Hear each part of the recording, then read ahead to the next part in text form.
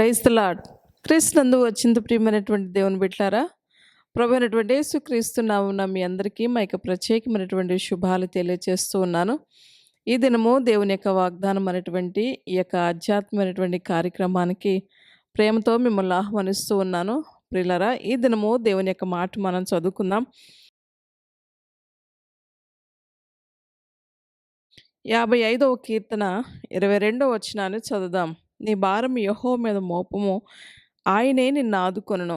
ప్రియులారా, ఈ యొక్క మాటను మనం గమనించినట్లయితే, ప్రియులారా, ఈరోజు ఈ వాక్యాన్ని ఏ స్థితిలో ఉండి వింటున్నావో, ఏ పరిస్థితిలో ఉండి వింటున్నావో, ఎలాంటి క్లిష్టకరమైనటువంటి పరిస్థితులు గుండా నీ జీవితం ప్రయాణిస్తూ ఉందో, బాధాకరమైనటువంటి, వేదనకరమైనటువంటి, దుఃఖకరమైనటువంటి పరిస్థితులు గుండా నీవు నీ కుటుంబం ప్రయాణిస్తూ ఒకవేళ అలసిపోయినటువంటి వ్యక్తిగా ఉండి ఈ మాటలు వింటూ ఉన్నావేమో. ఆయన అంటున్నాడు, నీ భారం ఏదైతే ఉందో, నీ భారాన్ని నేను మోస్తాను, నా మీద వేయి అని చెప్పి ఆయన నీకు మాటిస్తూ ఉన్నాడు. బిడ్డలారా, ఈరోజు ఎన్నో కుటుంబాల్లో మనం గమనించినట్లయితే, నేను నా కుటుంబ భారాన్ని మోయలేకపోతున్నాను, నా పిల్లల యొక్క బాధ్యతలు నేను భరించలేకపోతున్నాను, ఈ అప్పుల ఊబిలో నేను కూరుకుపోయాను, ఈ అప్పుల సమస్యల నుండి నేను బయటికి రాలేకపోతున్నాను, ఈ అనారోగ్యం నుండి నేను బయటికి రాలేకపోతున్నాను, నా కుటుంబం యొక్క బాధ్యతలు బరువు అంతా కూడా నా భుజస్కంధాల మీద బోయబడింది, నా వల్ల కావట్లేదు, నేను భరించలేకపోతున్నాను,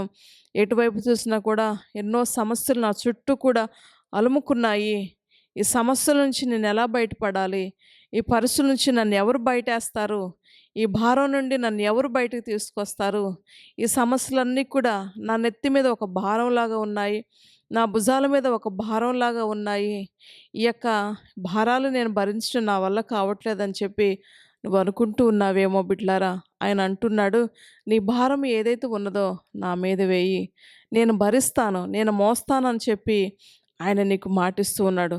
ప్రియులారా, యెషయా గ్రంథంలో మనం చదివినట్లయితే ఈ యొక్క రాజ్య భారము ఆయన భుజాల మీద మోపబడింది. ఈ లోక భారం ఆయన భరించడానికి ఈ లోకానికి వచ్చాడు. ప్రియులారా, మనము ఈ లోకంలో ఎవరి భారాన్ని వారే భరించాల్సినటువంటి పరిస్థితి మనకు ఎదురవుతుంది.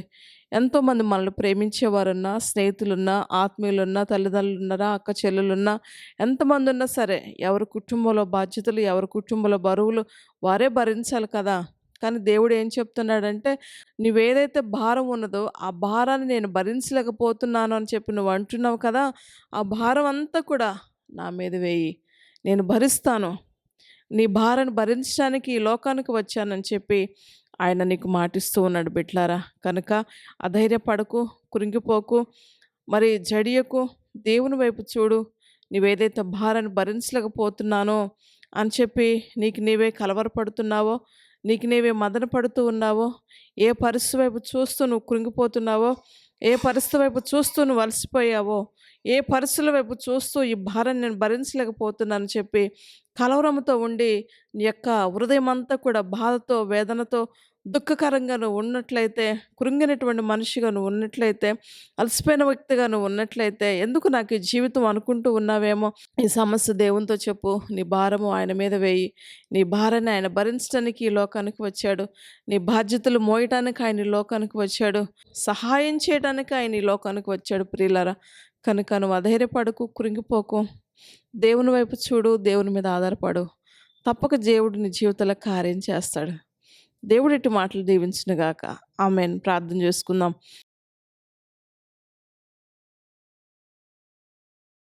ప్రేమ కనికరం కలిగిన మా తండ్రి, నమ్మకమైన దేవానికి వందనాలు. ఈ మాటలు విన్న బిడ్డలందరినీ దీవించి ఆశీర్వదించండి. ప్రభా, మా భారాలు భరించడానికి ఈ లోకానికి వచ్చావు. దేవా, మా బాధ్యతలు భరించడానికి ఈ లోకానికి వచ్చావు.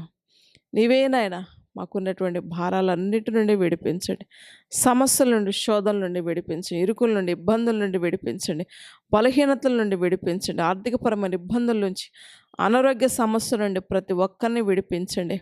వారి మనసుకు నెమ్మది, హృదయానికి ప్రశాంతతను దయచేయి, ప్రతి కలవరాల నుండి విడిపించండి. అయ్యా నాయన, నీ సన్నిధిని వారితో ఉంచండి. ఈ దినమంతా నీ కృపాక్షేమాలతో నింపి దీవించి ఆశీర్వదించమని, ఈ ప్రార్థనలు ఏకీభవించిన ప్రతి ఒక్కరిని, ఈ మాటలు విన్న ప్రతి ఒక్కరిని కూడా దీవించి ఆశీర్వదించమని యేసు నామమును బట్టి అడిగి వేడుకొంచున్నాను తండ్రి. ఆమెన్.